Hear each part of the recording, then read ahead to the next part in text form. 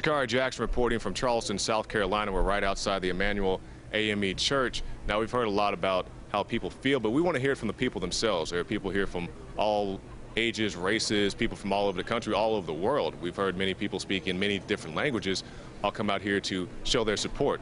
So let's walk around and see what the people have to say about the situation. Okay, well, my name is Akua Page. You know, I'm a Gullah Geechee woman, born and raised in Charleston, South Carolina. And when I say I'm a Gullah Geechee, that means I'm a fighter. And so what has happened here at the church behind me, this was obviously symbolic. And what needs to be done is that it's time for us to, after we stop praying, it's time for us to get off of our knees, get off of our feet, and actually put into work and actually look at these generational issues. Like, racism has always been a big issue, especially in Charleston. Charleston, where the #1 slave importer was created down here. So this issue is nothing really shocking. Racism has always dreaded these streets. It's what fueled Charleston economics, is what's keep them in power right now today. So what needs to happen, what needs to be done is everybody, you need to get off your couch, you need to be out here in these communities, you need to be speaking your truth, and we need to be building our communities. That's what we need to do, and we need to honor our ancestors. Demar Bisi. He stood up for liberation. That's what he stood for. He didn't stand for us to just be sitting around being passive. So my message I'm going to leave the world tonight is to honor Demar Bisi, honor Nat Turner, honor Harriet Tubman, and what would they do? What I want to say is, you know, a lot of times Christianity has been distorted. It has been distorted to make people believe that we are here to just be passive and have a love that says, enemy, come in and do whatever you will. But that is not really the ministry of Jesus Christ. Jesus talked about the Good Shepherd, and the Good Shepherd, we're calling on good shepherds in this community who will step up and actually help to defend poor people and those who are being left to fend for themselves against gun violence, against police brutality, and against domestic terrorism. Not only is that an obligation of the ministry of the Good Shepherd, but it's also an obligation of our U.S. Constitution. In the Constitution, under the oath of enlistment and the oath of office, it says, I solemnly swear to defend the U.S. Constitution against foreign and domestic enemies. And so what we're seeing here is, with all of our money and resources that we're putting on defense, almost $1 trillion a year, we're never doing anything to defend poor people, especially people of color, from domestic enemies, from domestic terrorism. So the constitutional obligation is being negated and neglected. And we're here to say all Americans, regardless of race, deserve protection from our nation. They shouldn't have to resort to picking up guns on their own. They shouldn't have to resort to forming any type of organization to respond violently. But they should be protected. They are American citizens. We should not have to contend with people being able to walk into our churches and kill people who are conducting Bible study when we know they're having training camps set up around the nation. We know they belong to militias. We know the KKK still exists. We know they're still killing under the Confederate flag. So what we're saying is, we need to understand the Constitution's position as it pertains to domestic enemies. Because look, we have people of power who can always fabricate who the foreign enemy is. But we can see for ourselves who domestic enemies are. And this was not ISIS who came in here. This was not Al-Qaeda who came in here. This was a person who has grown up looking at KKK, looking at white supremacist movies and books, and listening to foxes who tell the news. And he was ready to respond violently. And that has been passively tolerated from this government ever since African Americans put their feet on American soil, and it's time to stop it for once and for all. And last thing I want to say, this is 150 years since Juneteenth. We're here on June 19th, when the slaves of Galveston, Texas finally got the memo that slavery had ended 2.5 years later. But here we are 150 years as if some of us still hadn't gotten the memo. Slavery has ended.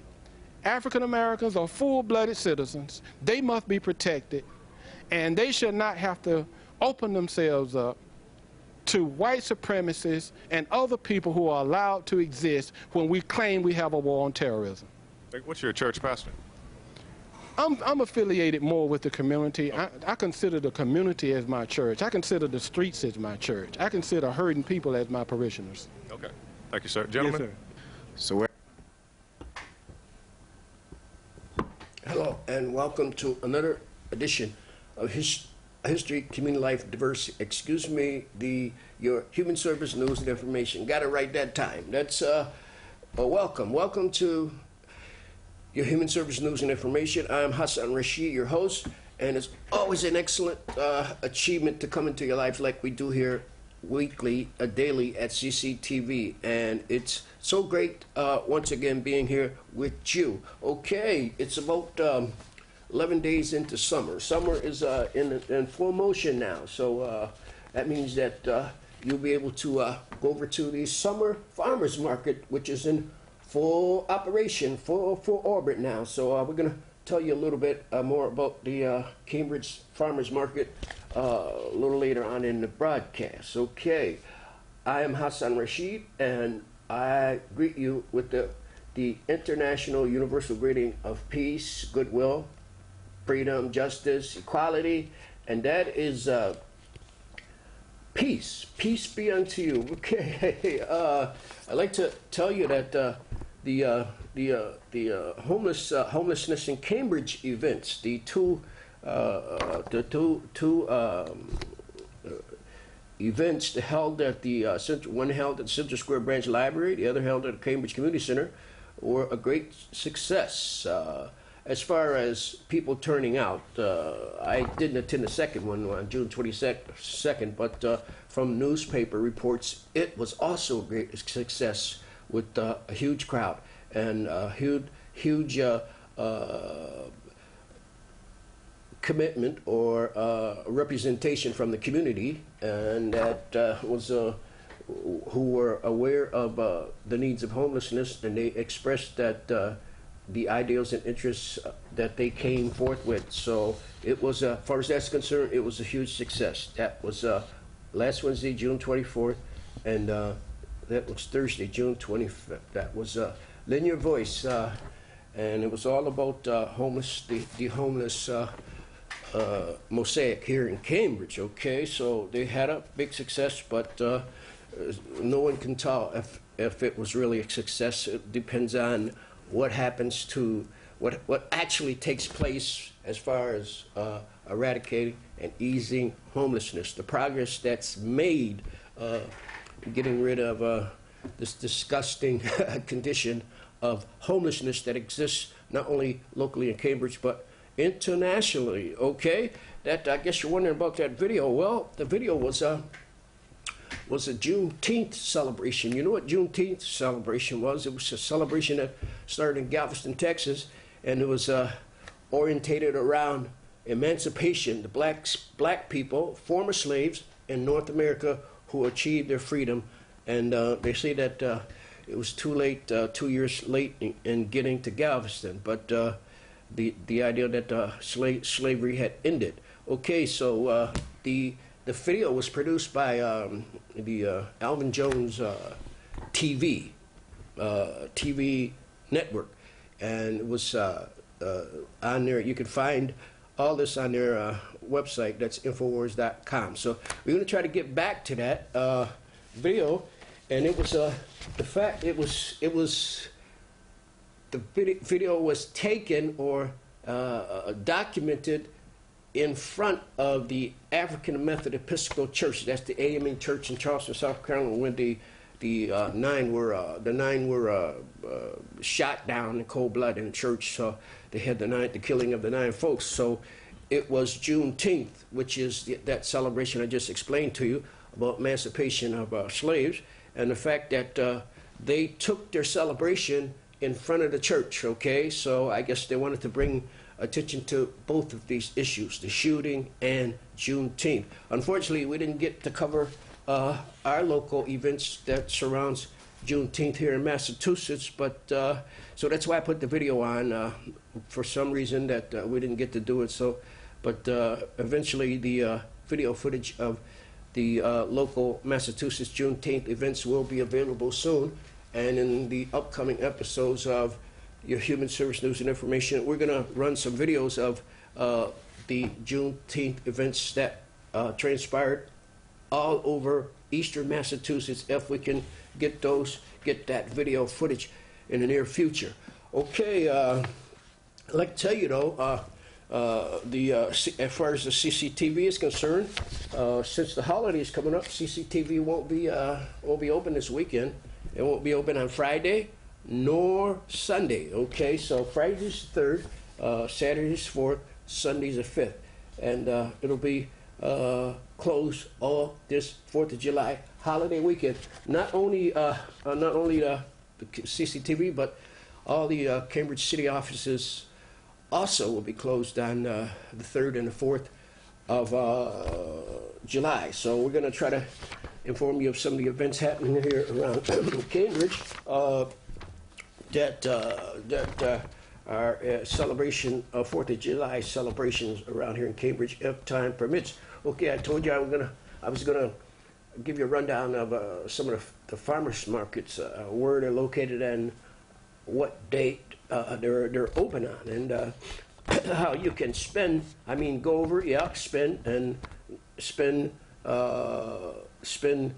in reduction discounts because of certain incentives that are given if you have SNAP, which is food stamp program, the new name for food stamp, or any type of credit cards. You can go over to your credit card, debit card, and purchase fruit and other produce, okay? Sunday, they're at Harvard Square, and Monday at Central Square, Tuesday, Agassiz, Wednesday, Kendall Square, Thursday, Kendall Square, Friday, Harvard Square, Saturday's Cambridgeport, okay? So our local, well, the closest to CCTV is the Cambridge Farmers Market on Bishop Allen Drive and Norfolk, and that's just about 2 blocks away from CCTV. So they're open on Monday from about 10 until 3 p.m. So I encourage you to go over there and get and load up on fresh produce, fruit, vegetables, types of dairy products. And there's also breads, different types of breads, okay? We're going to try to get back to that a little later on, if time permits, okay? I'd like to, one more thing about CCTV. The latest edition of CCTV's newsletter is out, so it's available right here at 438 Massachusetts Avenue. You can come right on in door and request a copy of Open Studios, and they'll give you a rundown of what's happening here at CCTV as far as classes and other opportunities available for community members, individual community members, and organizations, nonprofit organizations, the community. So you come on in and get your copy of CCTV's Open Studio newsletter, okay? You can't go wrong then. All right. The Courthouse News Service, Supreme Court upholds subsidies under the Affordable Care Act. The Supreme Court last Thursday upheld the nation's tax subsidies that are a key component of 2010 Patent Protection and Affordable Care Act, averting the collapse of President Barack Obama's signal legislative achievement. Speaking to reporters at the White House shortly before noon, President Obama called the ruling a victory for hard-working Americans.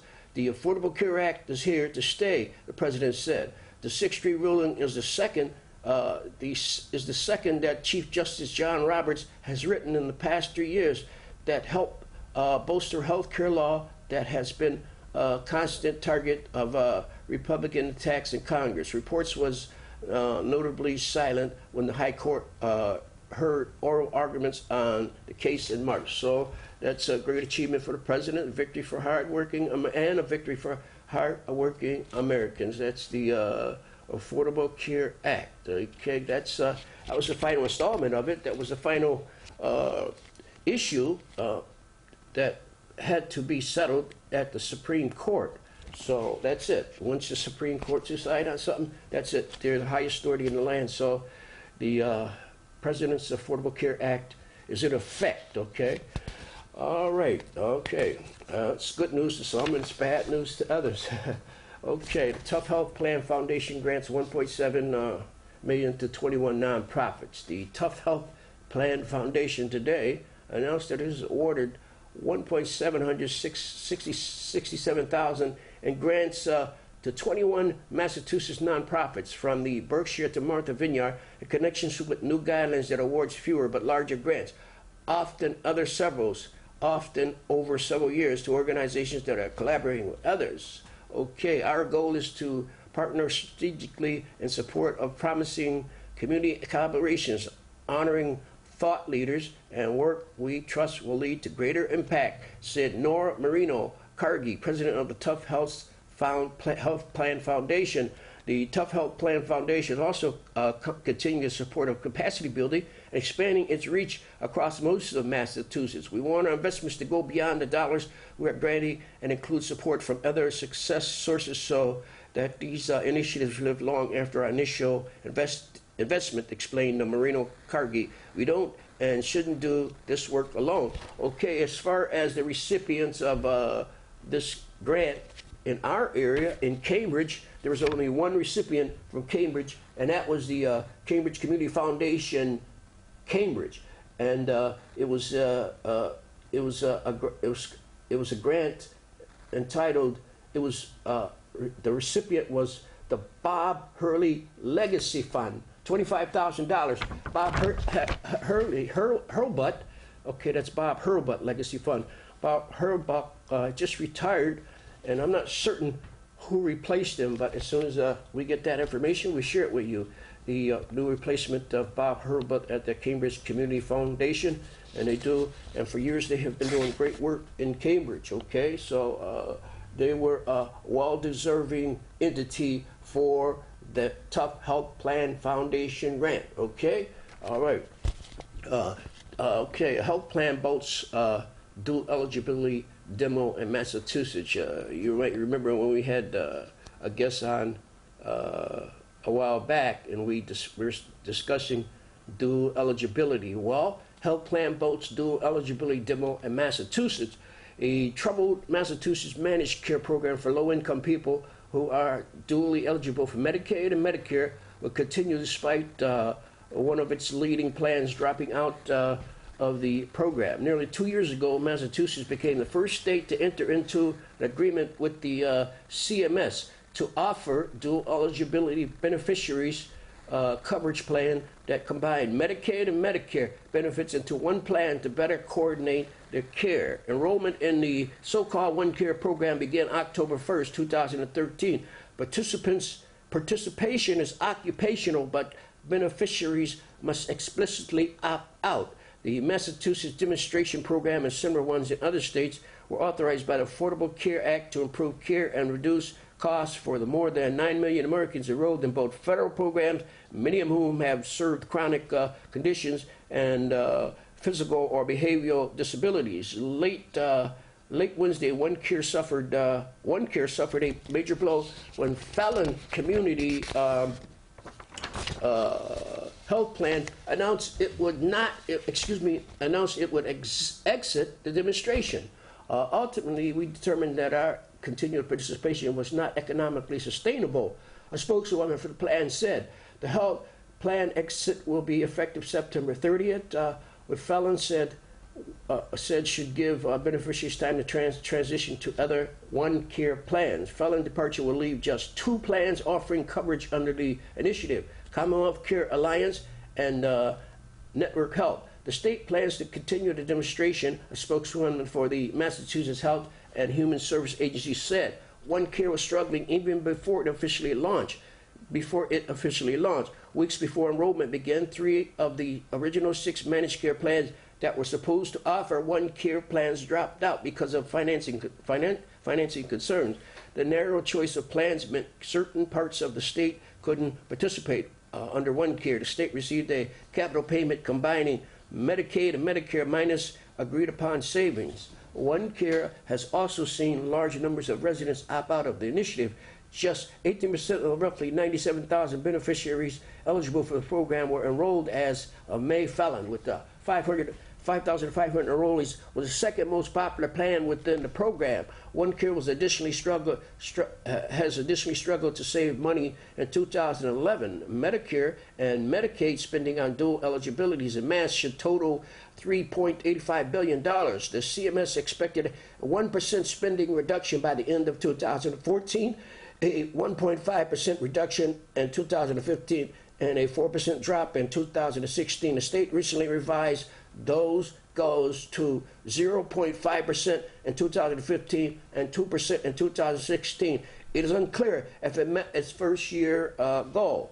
Okay, so that's a little information on what has been happening to the dual eligibility demonstration here in Massachusetts. So as more information develop on that issue, we will get the facts out to you in one of our upcoming episodes here at Human Service News and Information. Okay. One more thing I'd like to tell you. We got just about pressed for time now, so I did promise you that I'll go to some events about what's happening here in Cambridge over the holiday weekend.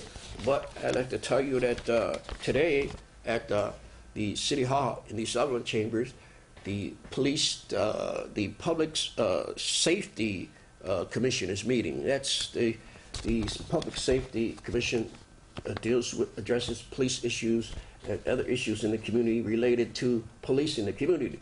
So they're going to have a big public hearing today, 5:30 in Sullivan Chamber at City Hall, and they're addressing police issues. So if you have any type of issue that you want to take up with the police, now is the time to do it. At 5:30 at the Sullivan Chamber